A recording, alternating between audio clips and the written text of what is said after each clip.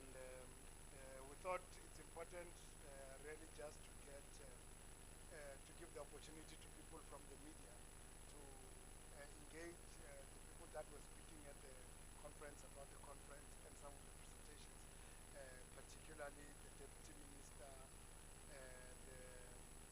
Dr. Henderson from UNCTAD. We were going to have Professor Snowball, who presented on some of the things that we've done, but she's done the study with Dr. Holmes, who's here, who'll be speaking. Initially, we're going to have Professor Snowball. We have Unati Richava, the Executive Director at SACO. But I'll just do the quick introductions, and we have the DDG as well. So it's really just to give the opportunity for people to ask, and we'll send we'll send the presentations that will be made here via email, and some of the reports that are relevant to this presentation. So this morning, or this afternoon rather, we're meant to have the session in the morning. This afternoon, we have the Deputy Minister of Sport, Arts and Culture, Ms. Mafuno Notawe. She's been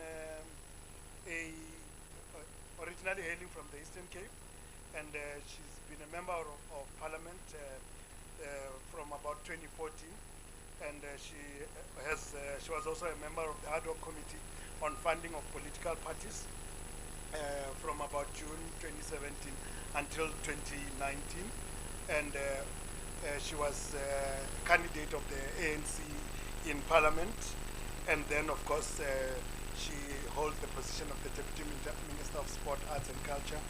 We've got Dr. Marisa Henderson, who is the Chief of Trade and Creative Economy at the UNCTAD, which is the United Nations Conference of Trade and Development. We've got Unati, as I've said, the Executive Director of SACO. We've got the DDG at Sport, Arts and Culture, Dr. Stella Kumalo. We've got Dr. Andre Hose, who's a researcher at SACO and was also part of the team that was conducting the research on the economic mapping on the South African creative industries. And so they will really just give the input on the specific aspects that they really spoke to during the session. And we're going to have the Deputy Minister really just to give some of the highlights. Some of you might have listened during the session, but there are some of you who were not in the session here physically, or who might have not attended the session virtually. So it's really just an opportunity to just give you a brief, about SACO, about the need for this conference, and really just some of the important interventions from the department. Deputy Minister, up to you.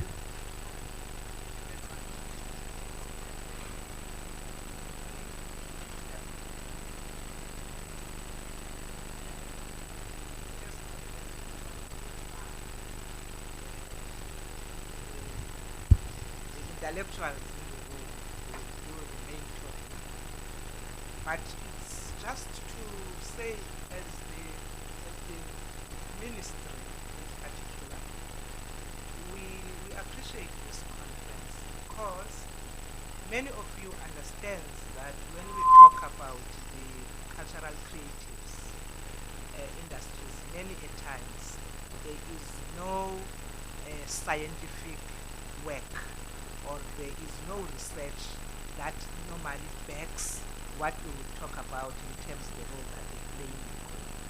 Now, what the work then that is being done by the South African Cultural Observatory is critical, in the sense that anybody then can be able to pull that work out and able to quantify what then is the cultural creatives role and what they are doing in the terms of economy in the country, how much they are contributing to the economy, when we talk about the gross domestic product, you put that into words, but also into numbers. And that's why then it's very critical that this kind of doing so much and doing so much, and therefore we are able to influence even the budgeting process based on what has been done. So we are really appreciating as government, even us as people that are deployed in sport, arts and culture, sometimes a department that most people see as a minor department. We are able to come up now with information and say this department is critical to the economy and building the economy of the country based on the information that is coming out. Thank you so much.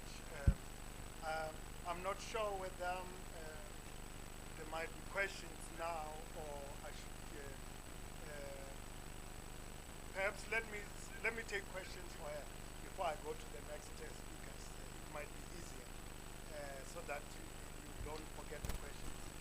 If you can check for me online and people that are here, those that might have questions, please just give me an indication with your hand, then I'll give you an opportunity to ask. Yeah, and if you can just say your name, just introduce yourself. We have a roving mic. Can you just so for the benefit of the people that are online, just so that they can hear. Good afternoon, and thank you so much, our esteemed Deputy Minister. I'm Nomonga Kumalo from a company called Grapefruit Gardens. We're a media tech company, and we are operating in the audiovisual sector. So you touched on a very important point earlier on when it came to government support, especially during COVID-19, and the necessary safety nets that were put in place. But our research, backed by the National Film and Video Foundation, shows that one of the stumbling blocks is effective administration skills. So compliance is a huge stumbling block when it comes to filmmakers specifically, and I can only speak on behalf of them, applying for these grants and accessing funding. I'd just like to know if the government and the department is aware of this, and if perhaps there are any if there's anything in place to remedy this problem. Thank you. Thanks so much, Ms. Kumalo. Very important question, because I think that question, what we can actually say is that whilst government might put up resources to assist in that process, look at also how to skill people to make sure that out of the process of assistance, they also get skilled. I think DDG Kumalo at some point will get into the details, because that area falls under the details. But safe to say that yes, we are aware of the department of those shortcomings.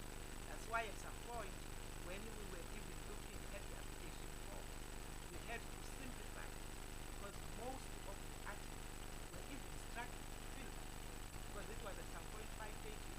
We had to put it into 14 to make it easy for them to access that. So we are aware, but we also agree that as the department, we need to look at which organization can we work with in the process to make sure that as we assist the department, we also make sure that there is something that is going to get out.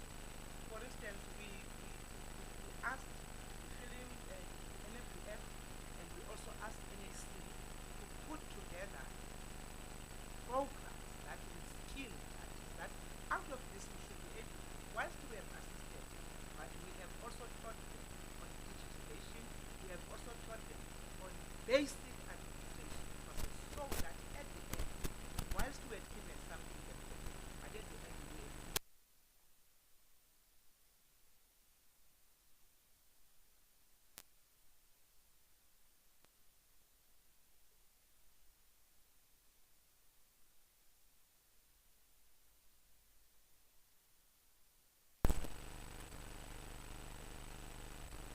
Thank you very much and good afternoon.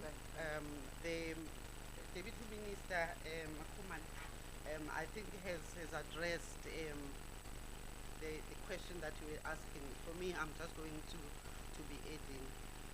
Just to cite an example, the National Film and Video Foundation, because you made that specific example, on allocation, upon allocation of the Presidential Employment Stimulus Program, the very recent one, or the very last phase that we are on now, they actually embarked, they were proactive, we believe, in embarking on these provincial awareness programs, where on one-to-one they were able to engage with potential applicants and be able to then explain what was identified during phase one of the application process as key challenges and stumbling blocks. I think obviously not everyone comes to those awareness programs because we're still finding that there's still some of these compliance, as you indicated, compliance issues. So compliance in terms of pre, when you apply, but also post, because that is where people also do not realize that it creates a problem, because if you don't adhere to what you have submitted, post and you submitting your report, it actually affects you when you come back and apply for any future funding, because it always comes back to that. Also lastly, Program Director, want to also indicate that in recognition of the fact that this particular area of skills development is quite critical, you will find that in our recently approved, that Deputy Minister was talking about, the Cultural and Creative Industry Master Plan, there are 9 key priority areas, and one of those key priority areas is the area of skills development, talking to enterprise development and other such capacity development programs.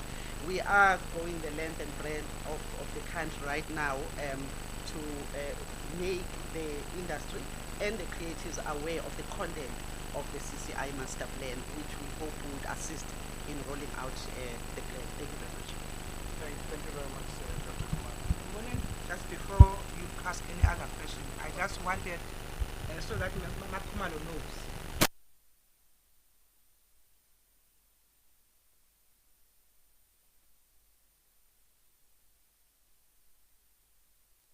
All booklets, so that everybody must be able to pick up a booklet and understand what the master plan is about. Please ask Makumalo, the senior, in a 6 months time, where are the booklets?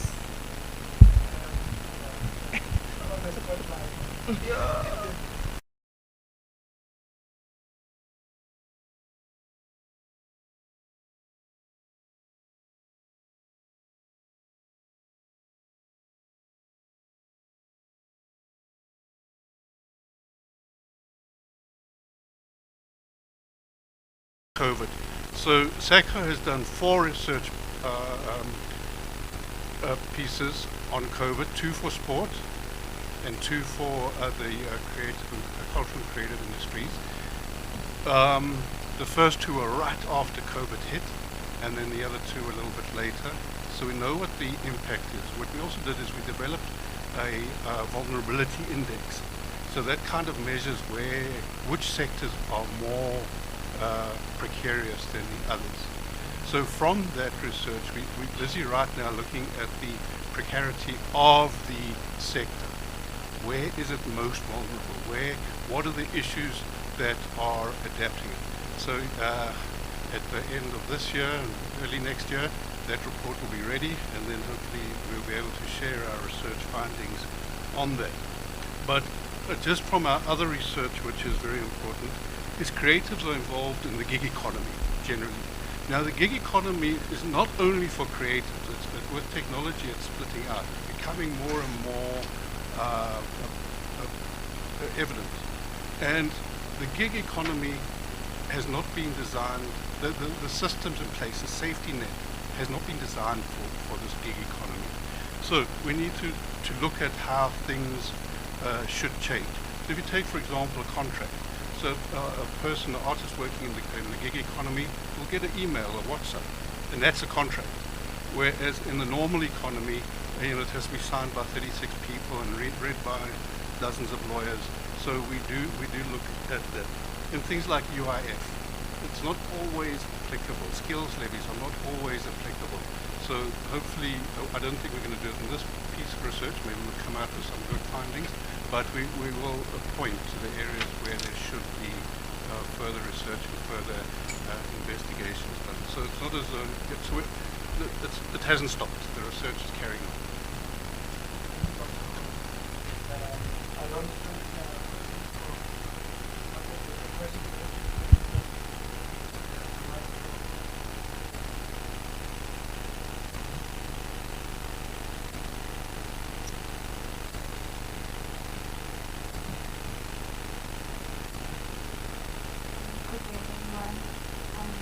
from accident and UNCTAD. Actually, I have two questions. So I will try to the first one is how is government going to improve the way that they engage with the creative community? And another question is, are we going to see any policies formed as a result of this conference being implemented in the first 2 years? Thank you. Okay, thank you so much. Perhaps, if you can take that, and after that we'll move to the next speaker, because of course the biggest issue of this conference we want to hear from the UNCTAD. But Deputy Minister. Thanks so much, Nersia, for those two questions. I think the first one about the effective the engagement. I think you spoke about the engagement with the creative industry. I think the department has been trying to improve, for instance, on the engagement with the creative industry. We do know that there is an organization that's supposed to be, every creative is supposed to be a member of. I hope. You know? Nersia? Yes. Do you know that organization? Yes. What is it? What is the organization that every creative is supposed to be a member of? Stella, you can tell me. SIFSA. Yes. So what then government is, because it's gonna be impossible to be engaging with individuals at most of the time. So most of the communication is through SIFSA with the creatives, because our understanding is that every creative person in the country is supposed to be a member of SIFSA. That's one. But secondly, of course, we do release sometimes communication statements, whatever. But we really would want every creative to be a member of SIFSA, because it makes it easy for the department to communicate better with the creatives, because it gets difficult when everybody wants to call us on Twitter, on social media about certain things that we must communicate with them, when in actual fact SIFSA could do that or could do that on all of your behalf. Because then if we are not responding to SIFSA, then you call us out to say, you said we must be member of SIFSA, but you government are not actually even looking well after SIFSA because of ABCD. We give funds to SIFSA for you.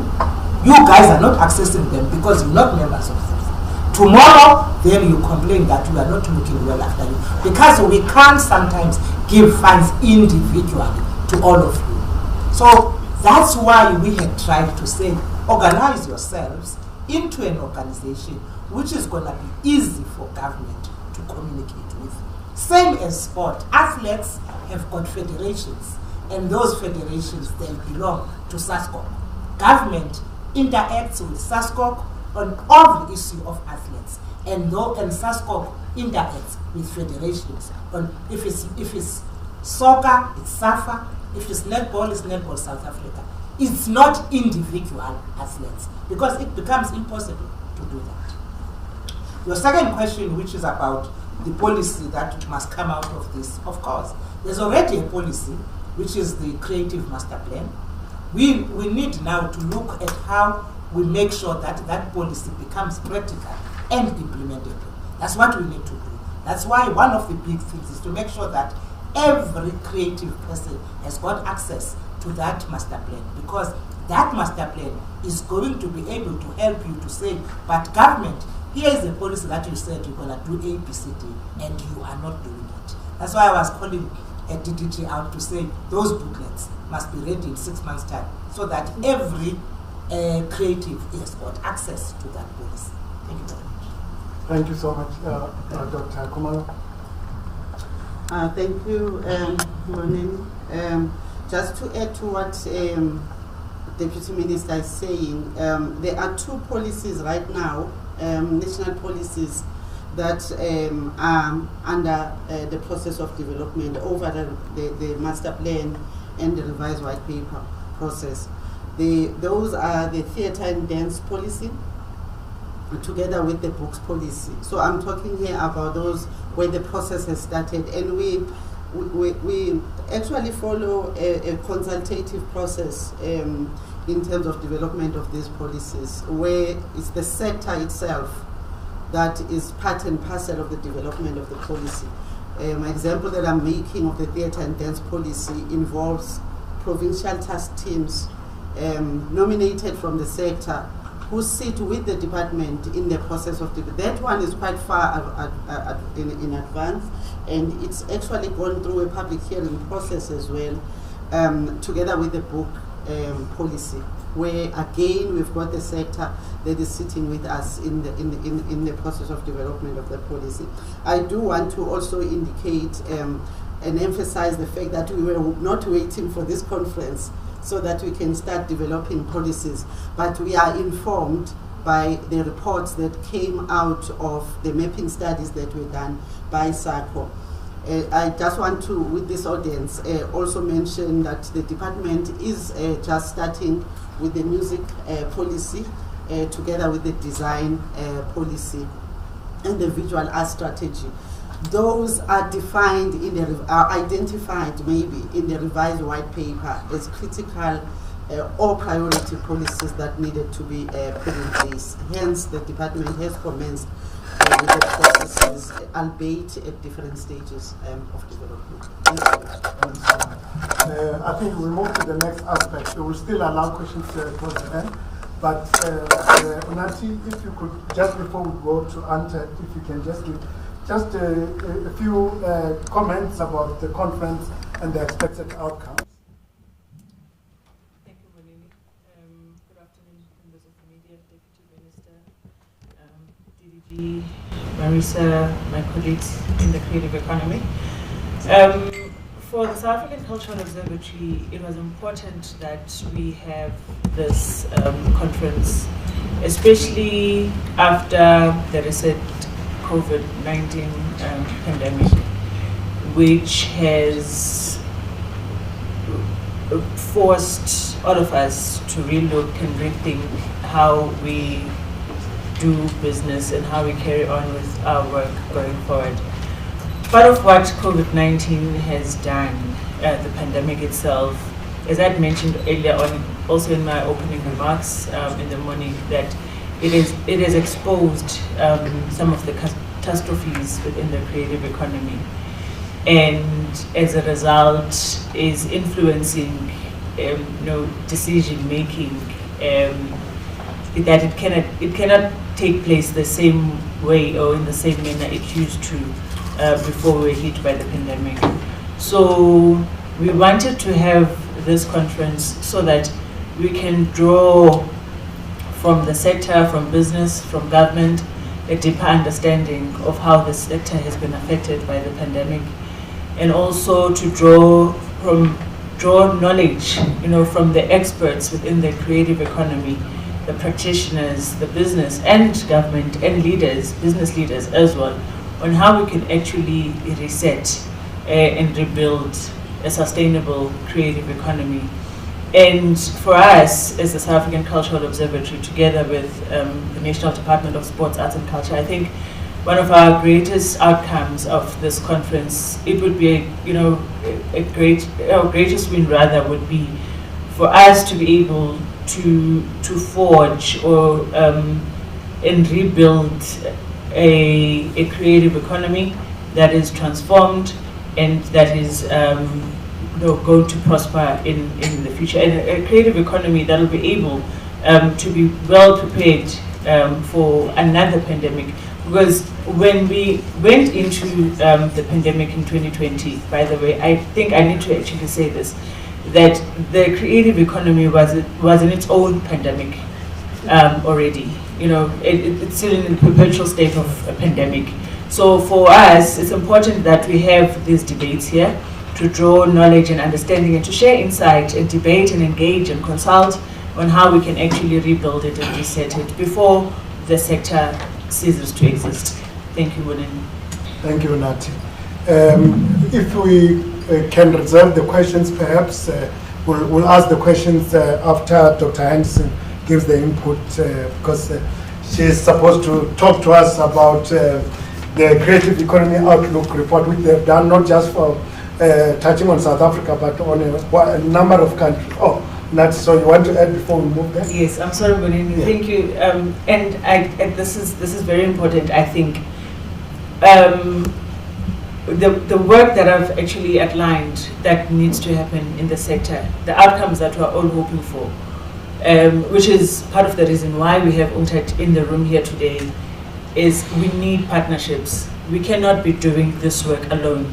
It can't be responsibility of government alone. It can't be on business alone. It can't be on the practitioners alone. We need to build these strong partnerships that will forge, you know, a brighter and a prosperous creative economy. And it is, as you know, UNCTAD being part of this conference, and not just a part, but a partner to this conference, along with other partners, is a step towards that. Thank you. Thank you so much. Now I'll hand over to Dr. Henderson to take us through some of the key highlights of the report. Over to you. Okay, thank you. Thank you very much. Thank you for the kind invitation. And let me just bring you, first of all, I am from the United Nations Conference on Trade and Development. I am from the, what we call it shorter for journalists. We are the United Nations Trade Agency. Okay, so but we work with, our work is on 3 pillars. One is research, and this is the report, what we did now. Then we do capacity building, well, we do public debate, consensus building, which is what we are doing now. And then we do capacity building. So in a way, it shows what you were saying, the journalist was saying, it's not enough to have research and identify the challenges and opportunities. It's not enough to raise awareness and discuss these challenges, like what do we know. We then need to implement the policy, and this is where this is a, you know, this is not exact science. It's not 2 + 2. There is a lot of things to take into account to be able to implement the policy, and capacity building is one of them. So this is what we do in UNCTAD, and in my case, we're doing it in creative industries. And we showed in the report, partnerships is very, very important. So one of the key things that we show in the report is that this is a product of partnership. Several United Nations agencies collaborated in this report. So not only UNESCO, ITC, International Trade Center, the World Trade Organization, you name it, we have several, WIPO, UNESCO, I mentioned UNESCO, WIPO, UNIDO. So we all worked together in one chapter where we show how we work together in partnership to advance the creative industries. Each of us, when I say each of us, each UN agency try to look at the creative industries in a different lens. So there is one chapter that shows the partnership that includes also the governments. So the case, the same chapter has some case studies, one of which is South Africa, and we are very honored to have been collaborating with SACO. This is an excellent case study. I will not dwell into that because we have an expert. So that was the partnership. The second thing is we focus on trade, as I mentioned. So for us, you will see that in the report we look at first of all the global picture, and that is It's important because while it's very important to have the national picture, it's also important to see what is the global and regional level situation. It allows us to understand the issues. Doesn't mean that we are going to have the immediate response, but understanding the global and regional issues are very important. And you will see that in the report. One of the things that you will see is that creative goods represented 3% of the total merchandise trade, which is about $500 billion. And creative services represented 21% of total services sector's exports, and that was $1 trillion in 2020. I'm talking about. Concerning the regional level, and you will see all these figures in my presentation. So if you don't get, if I'm not clear when I'm presenting it now, please consult the PowerPoint presentation I made, which is available by the organizers. South-South trade, so the regional level, is very important. And the report will shows that in 2020, South-South trade represented 40.5% of created exports by developing countries. This is an important figure, and it's also important for South Africa in particular, because one of the key markets of exports of created goods are actually in Africa. So there is a lot of South-South cooperation, and improving the regional dimension will improve exports of South Africa. The other thing that report has is we talked about COVID and how the different governments responded to COVID. There is one interesting figure, let me see if I have it here. One of the important issues, I think, it is true before, as previous speakers mentioned, it is true that before the pandemic, there was already the trade prospects were not very encouraging, and there was a decline in international trade. However, it is also true that with the pandemic, there was, suddenly we have to stop going to the theater. So the first measures of the slowdown really affected the physical goods, the physical shows that require. So, and you see that in the report. But you also see, which is very interesting, is that the creative exports, services exports, were more resilient during the pandemic than the trade in services in general. Meaning, we watch more Netflix than perhaps before. The digital creative services performed very well and outperformed the services exports, and you will see that in the report. Concerning the master plan that were mentioned here, the report will show that not only South Africa but many other countries have new legislation in place, and it will show why it's so difficult to implement legislation and to arrive at a consensus for a legislation and to implement it, particularly because this is creative industries are very complex. It requires many issues. They are very different. It's not the same to talk about legislation for music that legislation for books. So while there are communalities, it's a very complex issue. So many countries are implementing and are put forward some policies. So the role of international organizations, UNCTAD, is support developing countries in these endeavors, support the implementation, support capacity building for example, what we show in the report, the trade statistics, some capacity building and training on statistics and measure the creative economies. And I will finish here. Before I finish, two more things. One is that we have updated also the database on the creative trade goods and services, trade goods and services. So anybody can go for free and also check the different countries, how they perform in trade. And at the end of my presentation, you will have the link to that. And finally, the report also has a survey on creative economies. This is information received officially from our member states, and there you will see official information in terms of studies carried out by other countries on creative industries. You will see the links. You also find not only the studies, but how they measure their creative industries, the measures they use for COVID, and I will stop here. I'm happy to answer any questions. Thank you. Thank you so much, Dr. Hansen. Perhaps if we can take questions for her and also for Unati, their questions before we get the next speaker. Are there questions? Yeah, there's a question there. Can you pass the rolling mic, Angela? There's a rolling mic.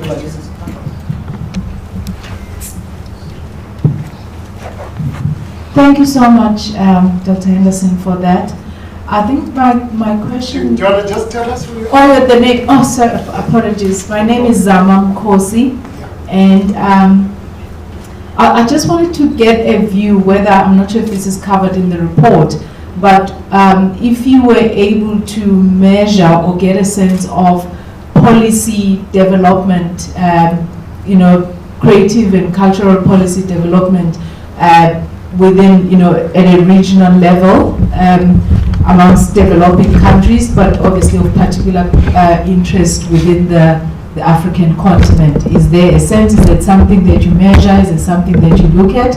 How is that faring, particularly, knowing that, policies, enable industry development. And so if there's movement there, then we're hopefully likely to see movement in terms of improvement in the actual sector performance. Any thoughts or insights that came out on the report with regards to that? Thank you. Thank you. Thank you. Yes, you will find the figures for regional trade. So that in South-South trade, there is a section on South-South trade. You will be able to see that. You will also we produce there is a section on where we have the analysis of the survey in general, but then you can also go to the annex and you will see the analysis, the particular countries. Now it is interesting that we've just about more or less the same time as the report was being produced, Africa, in their declaration that was mentioned by the presentation by Jen Snowball, she mentioned the strategy from Africa. So while we were writing the report, we were receiving calls from the African Union and from the Exim banks of Africa. What are we doing on creative economy? So I am hoping to be able for the next report to have a section related precisely on African Union, Africa, and the regional dimension. And I'm really hope that. So now we have some figures that you can see there. There is an approximation, but our hope is to be able to have a section for the 2024 report. Yes, on that. Okay. Deputy Minister. Thank you very much, Mbonene. I just wanted to ask Marisa a question. Probably, I think she tried to touch on it towards the end of when she was responding to the last one. There was a presentation in the plenary about creative goods and creative services that showed that there was none of the African countries that were in the top 10 on both. And knowing that their agencies and other agencies that are under UN are doing research and they are doing capacity building and all that. I just wanted to check that, having seen that everybody knows that Africa has got a wealth of culture, but of course there is little that is making it to be at the level of the other countries in the world. Are they shifting budgets to make sure that they concentrate more on Africa than other continents? That's the question I wanted to ask. Dr. Hansen, I'm sure you'll deal with that. Thank you. Yes, unfortunately, one of the things we mentioned in the report is that, for example, in exports of creative services, the main exporters are developed countries. So we showed in the report what are the shortcomings. So it's not just Africa, it's in general developing countries. And there is a combination of things that we show in the report. There are barriers to trade, there are lack of infrastructure in some other countries.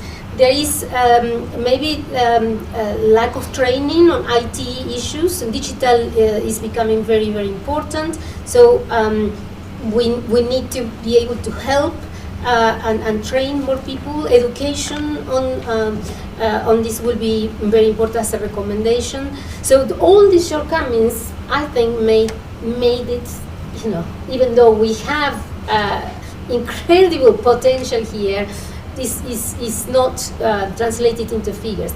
There is also creative economies. We mentioned not in this report but in previous report that there are already some imbalances in the world in trade in creative. So the creative economy is part of the global economy, and unfortunately COVID has shown these imbalances, exacerbated the imbalances. So during the COVID, we could see clearly that the support measures that were available for some countries were not, unfortunately, available for others. So some countries fared better than others. So there are already some imbalances that, and that's what the role of, I think, we can do from the UN. We can support countries to, for example, in our organization, help governments to make full use of the GATT flexibility, the General Agreement on Trading Services, so as they can use these flexibilities to promote exports on creative services. We can help countries support their statistical departments and show them, build some capabilities on how to improve the reporting of creative services in particular, and how to measure and how to promote that. So there also, I think there are important measures that can take into account to promote entrepreneurship. So there are several recommendations that are done in the report, and I come back. I'm sorry, but to come back to this. This is a very complex sector, so we need a lot of creativity and a lot of different tools to be able to maximize the gains of the creative economy. Thank you so much. Are there other questions? Yes, I have a question. Okay.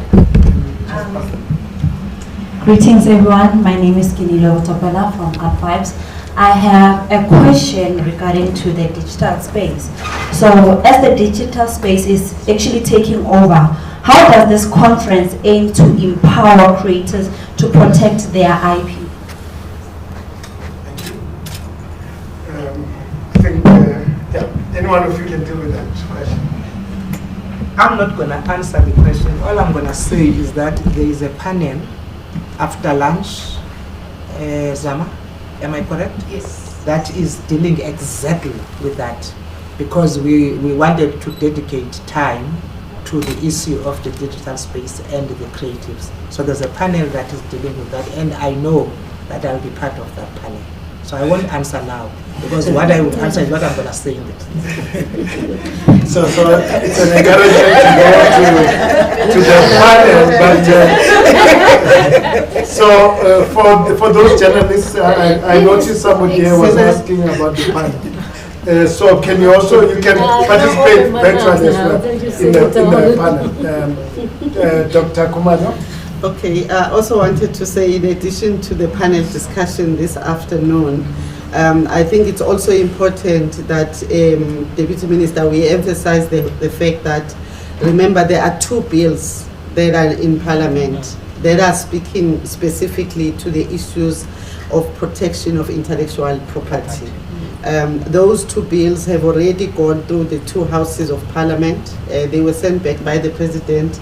They have been, you know, I say panel beated and gone through the whole processes taken through by the parliamentary structures. And now that they've been endorsed by both houses, they are ready to go back to the president. And that really is a very enabling, in our view, a creation of a very enabling environment once those two bills are actually adopted. Just wanted to add that aspect in this. Thank you. Are there any questions? Okay, so I can't see questions here online, but so what we're going to do, we're going to share the presentation that Dr. Marisa was referring to, and we'll also make the link to the full report. The report is quite huge. We'll make a link and we'll share with all those from the media that are keen on the report. If we could just, we thought, you know, one of the things that we've done as the South African Cultural Observatory is to do research to understand the sector in the country. And one of the researchers is Dr. Hose. He's just going to give a key highlight about, from the what is called the economic mapping of the South African cultural industries. It looks at the various provinces, the various sectors and subsectors in the country. But he'll give us the key highlights. Dr. Hose. Thanks very much. I think it's a good place to meet, where you can meet all international people and they can criticize the work that we've done and give us inputs and ideas on how to take it forward. So again, following on what Boneni has said, the report and the presentations are on the SACO website, and you can get all the details in far more detail than what we've got that I'm going to give you right now. When we looked at the mapping study, I think one of the important things that we need to highlight is that we looked at the monetary value and employment value, and we never looked at the intrinsic value of our culture.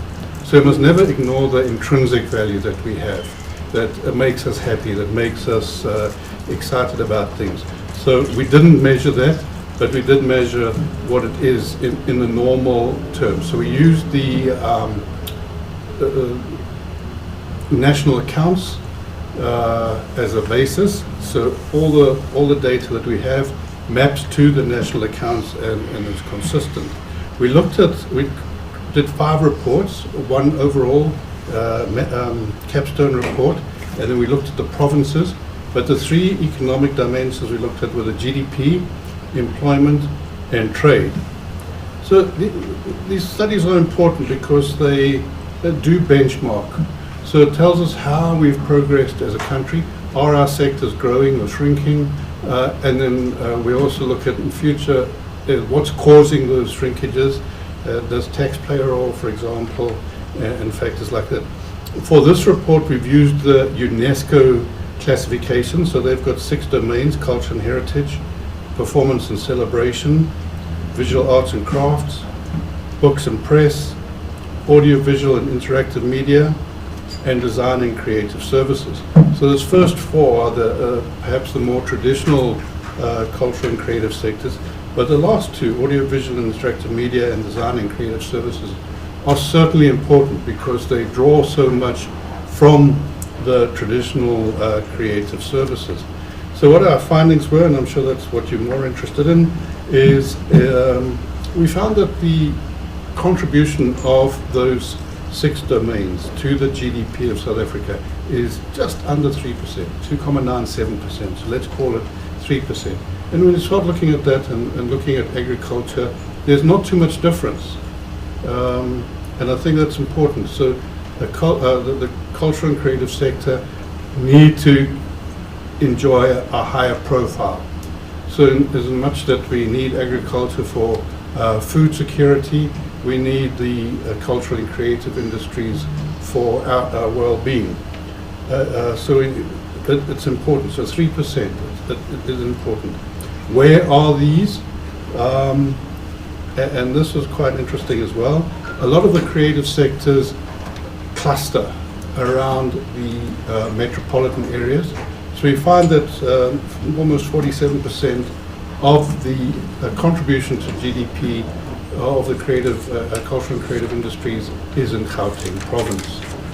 14% in KwaZulu-Natal, and then 12% in the Western Cape.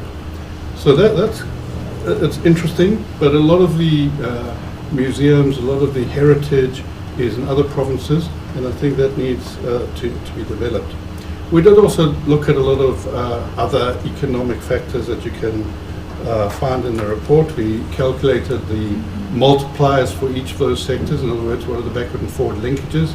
How much does each sector rely on goods that are being produced in South Africa or imported, and how much do they supply into other industries? So that's important. We also looked at the equality or inequality of the sector and how it measures with other sectors. So we looked at it from a consumption point of view. And we used the Gini coefficient, and those are also in the report. The next economic domain that we looked at was employment.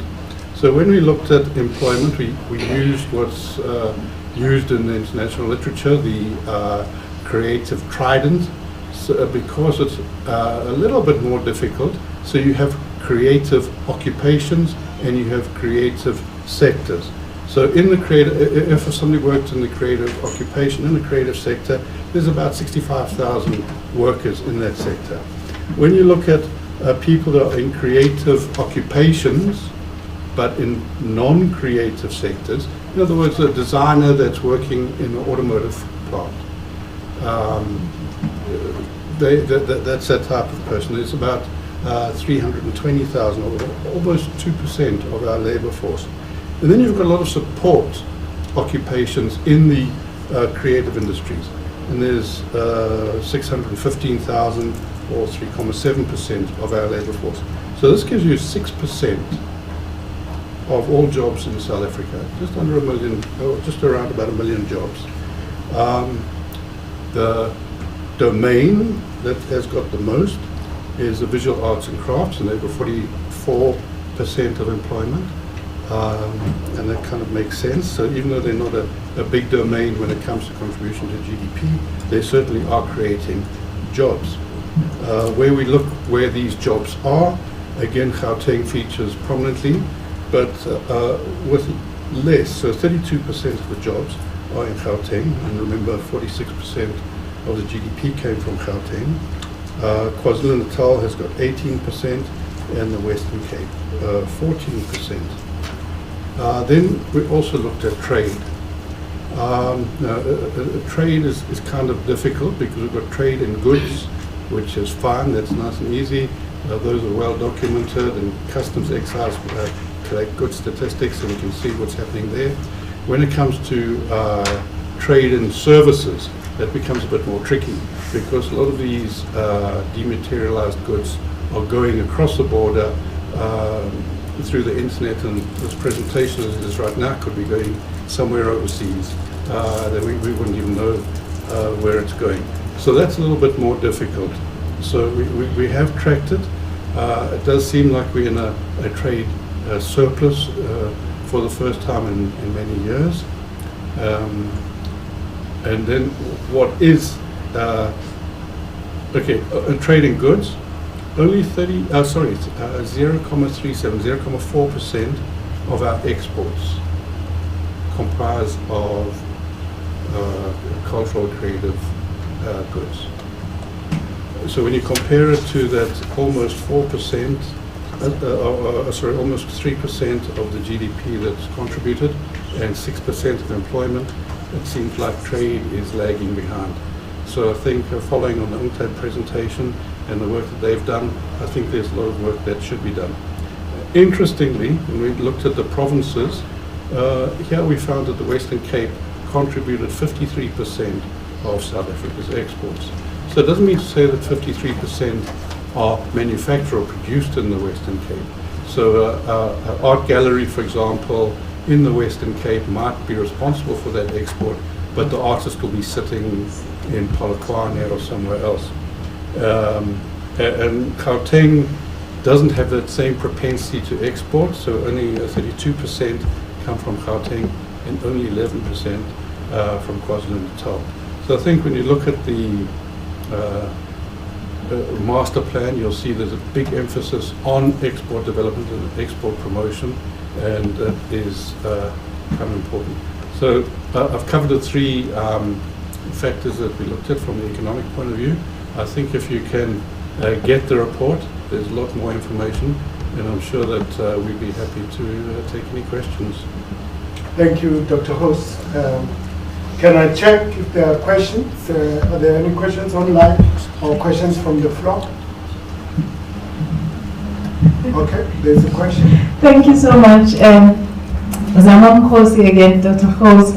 I think I was itching to ask this question, and right at the end you covered it, because I wanted to ask about that Western Cape being 53% exports, and yet in terms of manufacturing activity only 12%. But I think you touched on one of the reasons, because where I wanted to get to was to not dig deeper into the reasons for that, which I'm sure we can do a whole long paper around that, but to try and see, I was particularly interested in KZN, to see what can be done and what are some of the indicators that, if one is interested in shifting KZN. I understand Gauteng, but shifting KZN to also, even if they are not, because they are only at 14%, I think that's what you said, in terms of the manufacturing activity, but also the exporting only 11%. But if one was to move them up, even by 10, 20%, not even get to 53, but what would be some of the key things that a government like KZN, because their industry is in a bit of a growth trajectory, and perhaps there's something that can be done in their province? Thanks. Let me just check if there is another hand. Okay, if there are 2 minutes. I wanted to come last if there's anybody else. But Is there a hand? Not online, not on the floor? Okay. I wanted to build up on the question that Zama has asked, particularly around KZN, just to share with the host that when I was in KZN 3 weeks ago, I had a meeting with the Premier and the Cabinet, and they were saying to me that, Deputy Minister, we actually want KZN to go through a cultural revolution. We believe that there's a lot that can be done around that. Now, that question that Zama is asking is very critical, because I must go back and sound very brilliant and be able to tell them what are the things that they can do to actually trigger that cultural revolution. They are saying it can be correct that they are trailing behind Gauteng, that the gap is so big, and that the Western Cape and all that. So it's a very important question. But my question was, generally, when you want to put a sector into a space, for instance, both at international level and at probably at global or at Africa level, and you see that there isn't much that is being done around that sector, you would put percentage. For instance, when health was not being looked well after by governments said 5% of the budget must be used on health. I'm making an example. Have we ever thought about thinking about forcing governments to say so much percentage must be used on cultural issues? Like, for instance, say for 3% of the budget, I'm making an example, must be used on culture, so that it's something that we start to talk about, and we even go as far as the UN about it, because that would also help governments in the reset that we're talking about, put it into practical forms, and saying we want all governments to understand that culture is important. I was just asking that question just to have an understanding. Has it ever come to the fore? Thank you so much. Dr. Host? Sure. We can probably talk until the end of the conference. Minister, thanks very much. I appreciate that. And it is exciting because I think there is so much that can be done. So, Minister, you're absolutely right. Sometimes it is budget, and budget does play a critical role, but it is also to do with planning and coordination, and drawing on your strengths and eliminating your weaknesses. Now, sounding like a management consultant, but I'm an economist, so I'm not going to do that. But if we can just take the domains kind of one by one. If you look at the KZN, so I grew up in Durban, or Tikweni, so I know a little, but I haven't been there for a long time. But culture and heritage, you've got so many places that can be seen. You've got the royal household, the prominent royal household, not only in South Africa, but globally. How can we leverage the royal household to help us to do the marketing? So if you look at the royal household in Britain, they go there to go see the Queen. Why are we not doing something similar? We've got so rich and so much that we can do, that we can build on. Then just skipping to crafts, and this is just a silly example that we can use. There's lots of ladies that collect grass and they make baskets and they sell it for 70 Rand or 100 Rand, and they exist. But if you look at the value behind those baskets, the cultural value, we're not exploiting. We're selling the utility value of that basket. What we need to do is exploit the cultural value. So there's certain designs, there's certain colors, there's certain usages, there's certain, can we create a market for collectors of Zulu baskets? So the Native Americans, Navajo people have started doing that. And they're not getting $10 a basket, they're getting $1,000 or $2,000 a basket. And because of that, so we don't want people to exist, we want also to be uplifted. So there's a lot of those things. So it does need money, but it also needs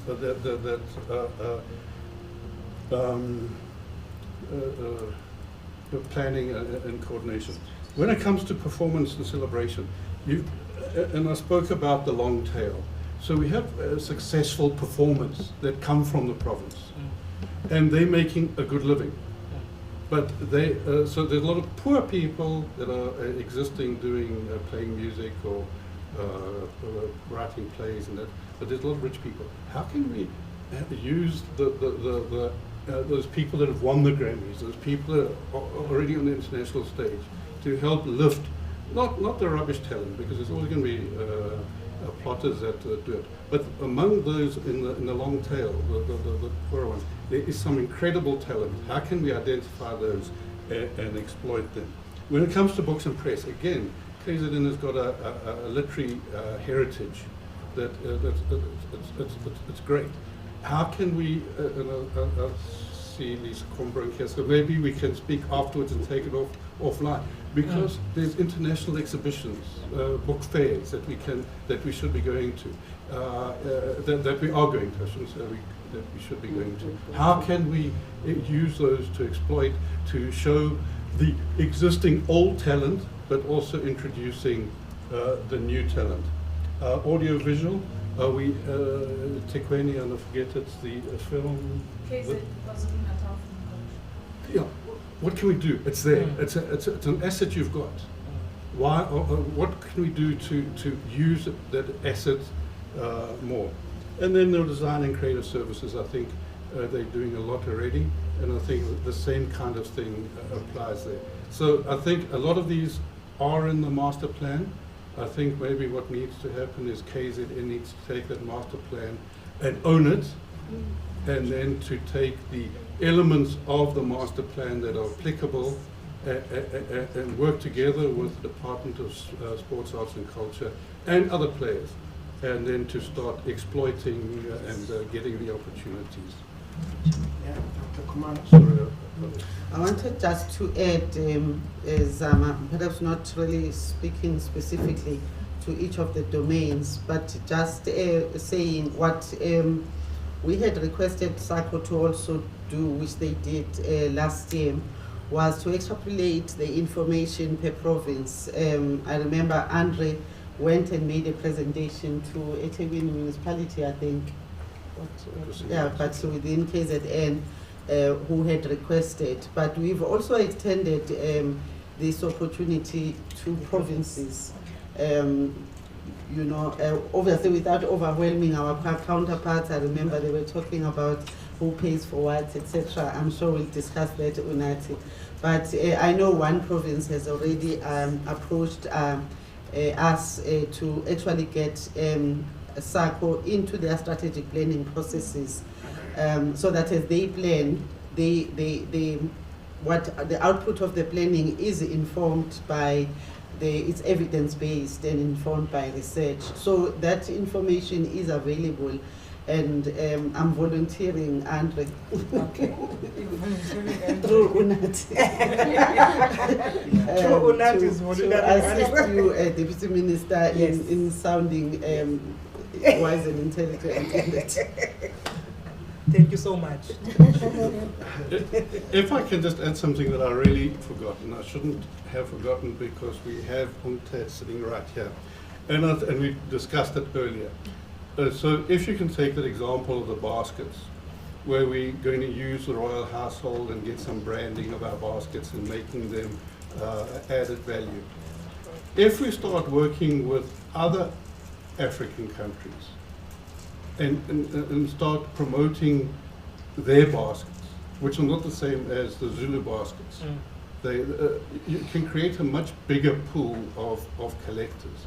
So by working together with an organization like UNCTAD, and then with the other African countries, the provinces will earn a lot more as well.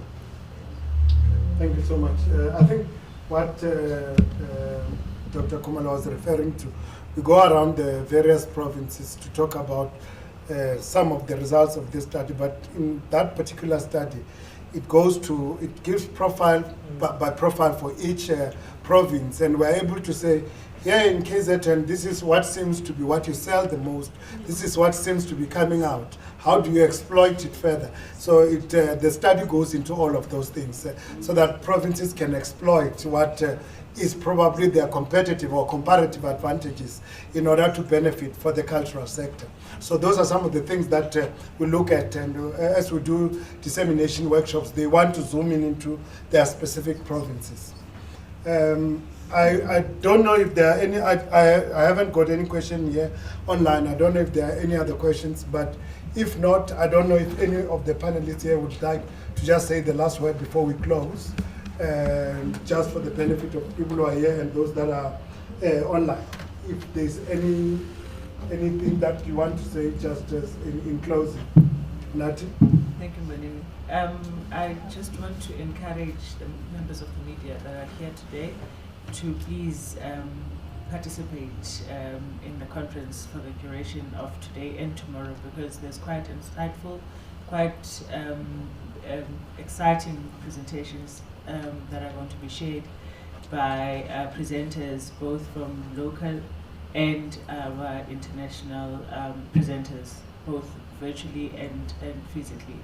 As I mentioned earlier on during when we started with the briefing earlier, we decided on an international conference because we felt we cannot be engaging about a creative economy reset alone. Because everyone has gone through the COVID-19 pandemic and everyone has experienced it in different ways and formats, and therefore this is an opportunity for us to share insight and to share best practice, to share even the challenges that we've all faced and how each one of us have actually managed to address the crisis as it continues. Thank you. Thanks so much, Unati.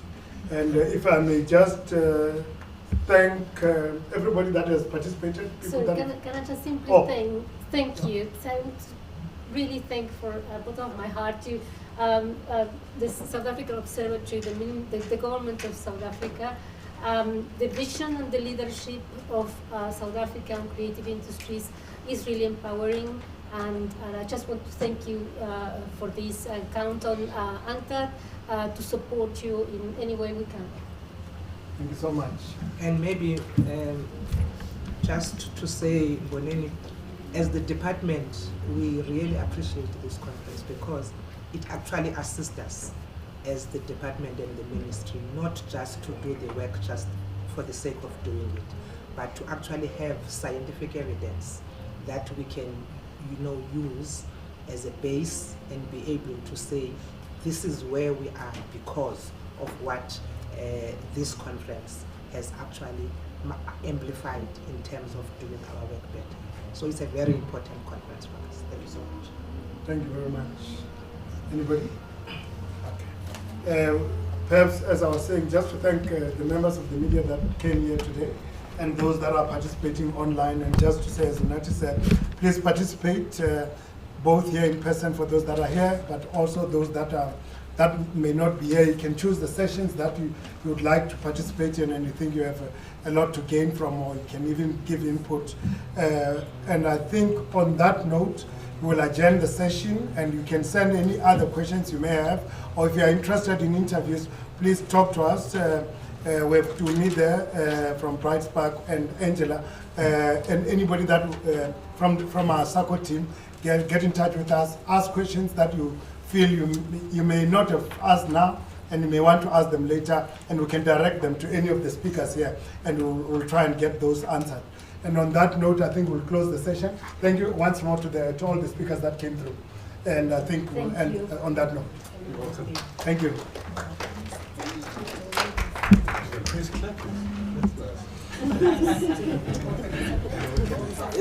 Is it the fresh or the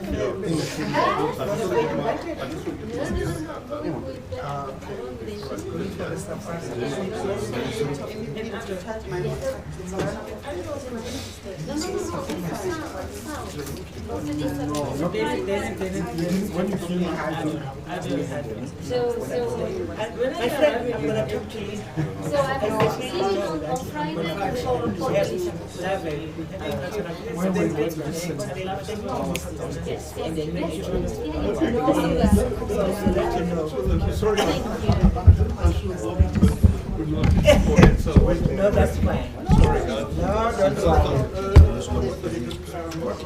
fine.